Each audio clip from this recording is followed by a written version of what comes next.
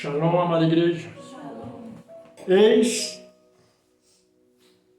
que é chegada a vós o Evangelho do Reino. Pai amado e Pai Celeste, nesse momento entregamos a Ti a nossa vida, meu Pai. Eu peço a Ti, ó grandioso, por todos aqueles que pediram oração pelas suas vidas. Eu não os conheço pessoalmente, meu Deus. Mas Tu conheces o proceder de cada um.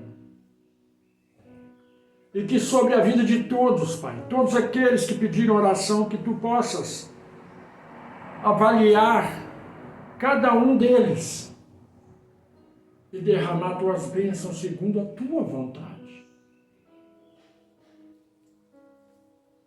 Ó Hashem, é pelo Teu nome sagrado que nós pedimos, Pai.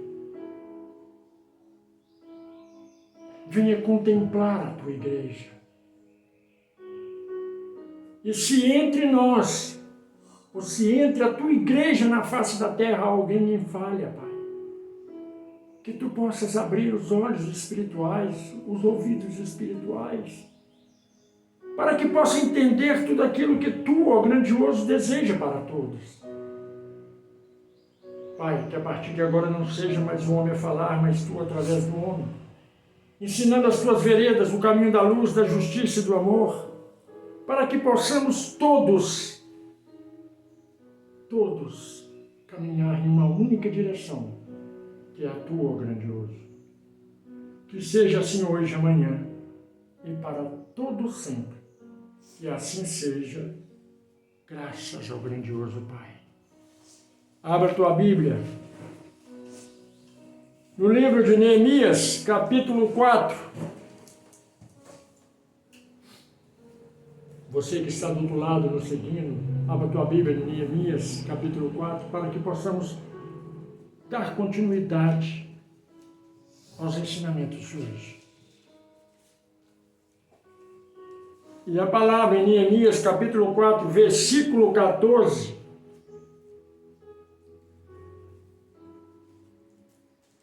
diz assim: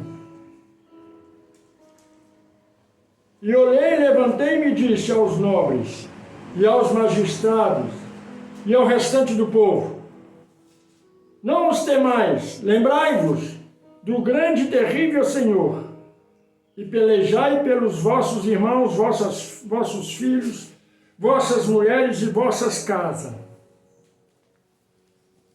A palavra nos ensina que nós temos que lutar. Aqui, naquela época, eles não compreenderam qual era a luta. Eles se armaram com armas e foram ceifar vidas. A luta que nós temos, que Cristo nos ensina, é espiritual. Então você tem que lutar pela tua família,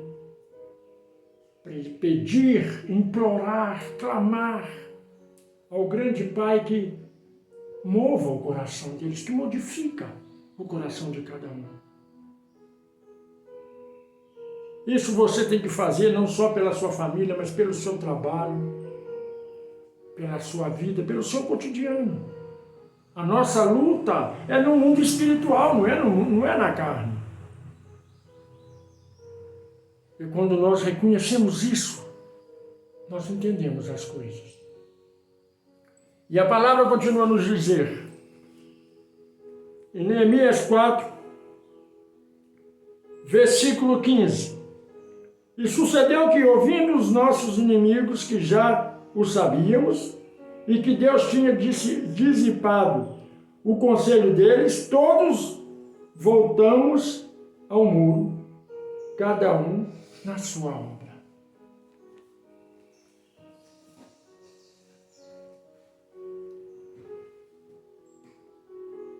Vocês que estão do outro lado não sabem o que aconteceu antes de iniciar o culto, mas o grande Hashem falou claramente tudo isso que está aqui. E aqui o que Deus, o nosso Pai Celestial, o grande El Shaddai, Yod-Heh Vav-Heh, disse, não se importe com seus inimigos. Volte aos seus afazeres. Volte para o caminho certo. Não queira caminhar segundo a vontade deles. Porque a vontade deles não é a vontade do Pai. E aqui diz que cada um voltou aos seus afazeres para levantar, reerguer o muro, para se proteger. Ali o muro era físico. Você tem que levantar um muro espiritual. E o muro espiritual é muito mais resistente do que o muro físico. Porque o muro físico, com bombas, com tratores, você consegue derrubar.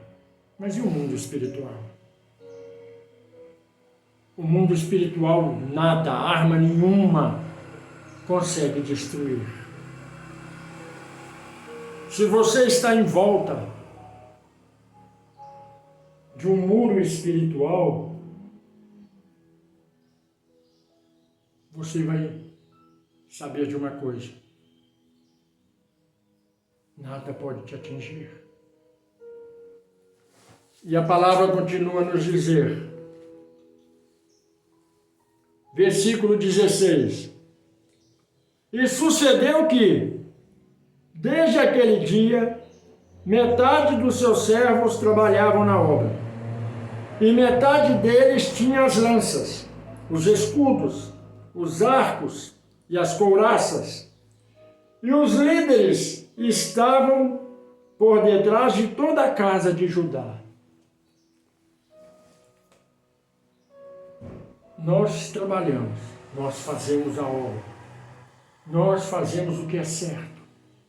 A obra não é só a obra de Deus, é o nosso cotidiano, dando exemplo, dando testemunhos para aquelas pessoas que estão à nossa volta. Quando nós fazemos isso, os nossos líderes vão estar nos observando. E quem é que nos lidera?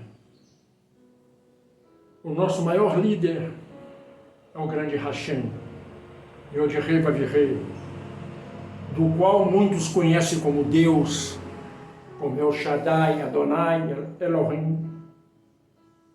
Este é o nosso maior líder.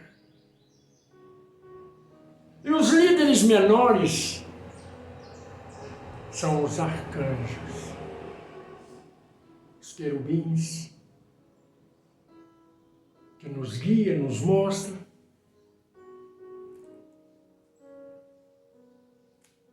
E nós temos que saber ouvir, entender, compreender, discernir. Quando nós discernimos as coisas, nós passamos a ser sábios. Quando nós discernimos as coisas, nós passamos a ter sabedoria. A palavra do Eterno, ela diz assim,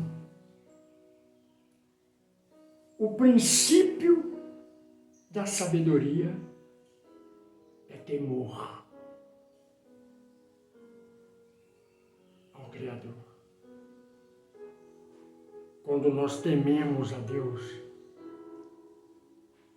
muitas pessoas acham que temor a Deus é ter medo dele. Temor é ter respeito, é ter discernimento, compreensão, sabedoria de saber o que agrada e o que não agrada a Deus. Porque muitas vezes levamos a vida desgarrada, de qualquer maneira, sem um freio. Agimos como crentes, que sempre tem na boca um dizer, tudo posso naquele que me fortalece. Mas o que eu entendo da palavra de Deus é, nada posso. Porque diz que tudo posso naquele que me fortalece. Quando você diz tudo, você diz, eu posso pecar, mas nada posso. Porque eu posso enganar? Não. Posso mentir? Não. Posso roubar? Não. Posso matar? Não. Posso difamar? Não. Posso prostituir? Não. Então nada posso. O que podemos é amar a Deus. Ah, mas nós podemos sim. Podemos roubar, matar, beber, prostituir, podemos fazer tudo. Mas isso não convém àqueles que querem ser santos. Isso não convém àqueles que querem ter comunhão com Deus. Cristo podia matar? Podia. E ele nem precisava de arma, era só levantar a mão ou dizer, seque, e a pessoa secava até a arma. Mas ele fez isso? Não. Ele serviu de exemplo para nós. Muitos não vão compreender quando ele disse para aquela árvore que ela era maldita e ela secou. Até os apóstolos assustaram quando viram a árvore seca. Mas a mensagem sublinhada que estava ali, que Cristo deixou para nós, é toma cuidado com a tua boca. Porque aquilo que você fala acontece. Você toma cuidado com o que você diz. Porque quando você fala algo negativo, aquela coisa negativa acontece para você. Quando você diz algo positivo, o positivo acontece. Só que há uma diferença entre negativo e positivo. O negativo, você diz, acontece na hora. Porque quem atua é o príncipe das trevas. Mas quando você diz algo positivo, ele tem um tempo para se formar. As pessoas às vezes pedem a Deus uma bênção e a bênção não vem e fica reclamando. Imagine se a vida fosse da maneira que você almeja. Uma pessoa conhece um rapaz, namora, casa, copula, e a mulher engravida, e em questão de minuto ela já dá à luz.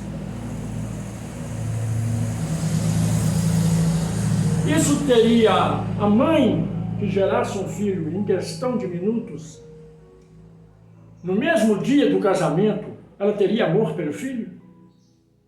Você sabe por que Deus fez a mulher levar 9 meses com o filho na barriga? As pessoas não compreendem as coisas celestiais.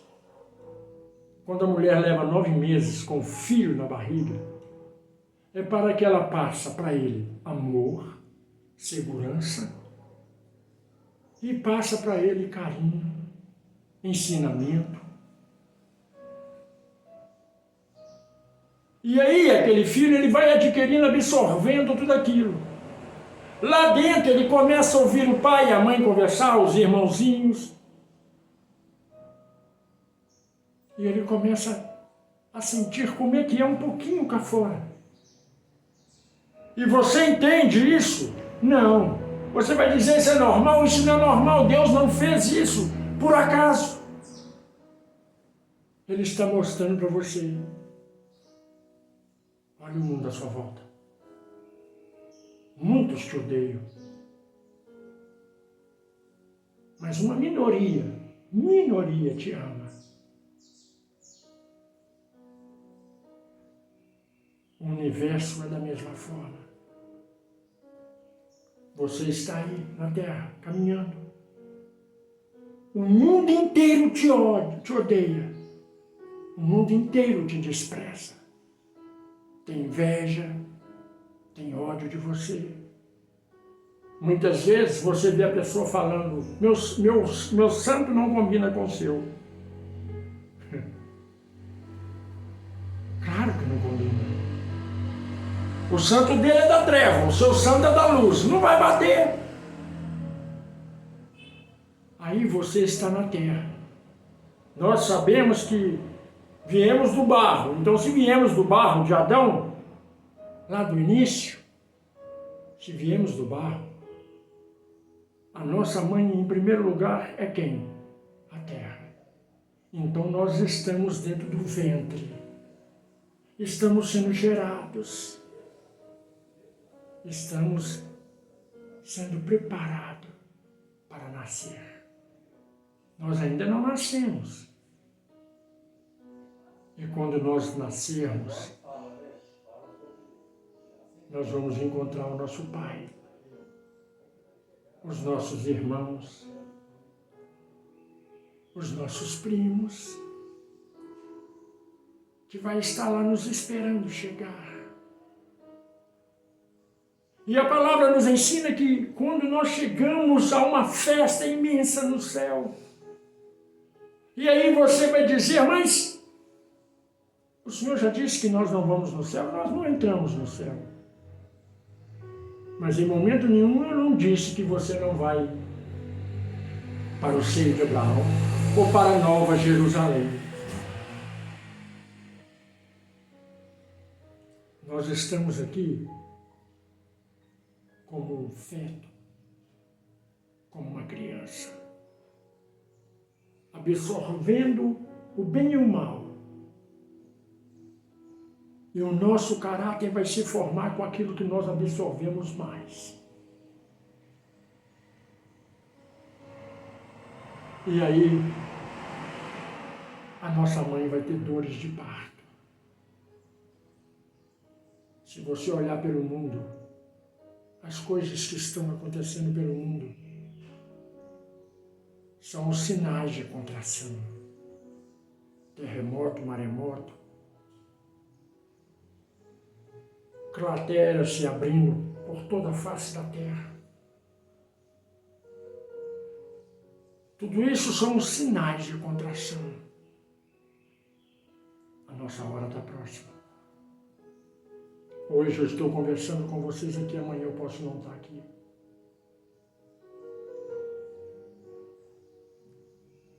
Eu não quero morrer, mas eu espero o dia com alegria, porque eu sei para onde eu vou. Eu sei quem me aguarda do outro lado. Eu sei quem me espera. E eu sei como Ele está ansioso para a minha volta, para o meu nascimento. Da mesma forma que o pai e a mãe ficam doidos para nascer a criança, para ver como ela é.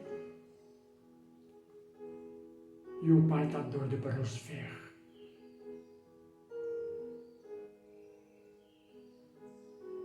A morte não é um final. A morte é uma etapa da vida, é uma passagem. A morte da carne, temos que comemorar com alegria. Porque a segunda morte é a pior, que é a morte do espírito.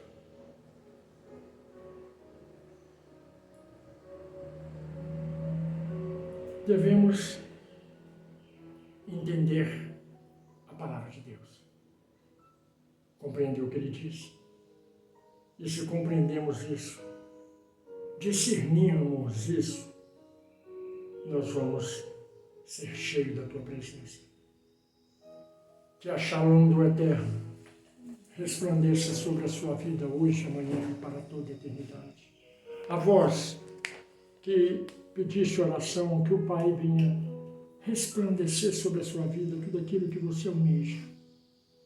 Você que ainda não é inscrito, que não deixou comentário, não fez nenhuma pergunta, não deixou seu like, faça, estamos aqui para responder.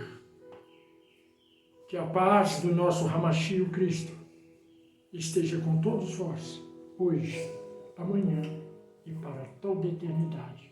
Que assim seja, graças